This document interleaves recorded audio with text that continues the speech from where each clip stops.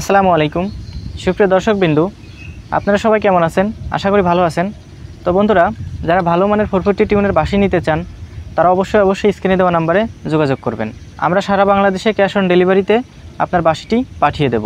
মনে রাখবেন, অনেকেই ইউটিউবে আছে যারা টাকা নিয়ে বাঁশি দেয় না বা ভালো বাঁশি দেয় না, এরকম অভিযোগ অনেকেই কিন্তু বলে আমাকে ফোন করে।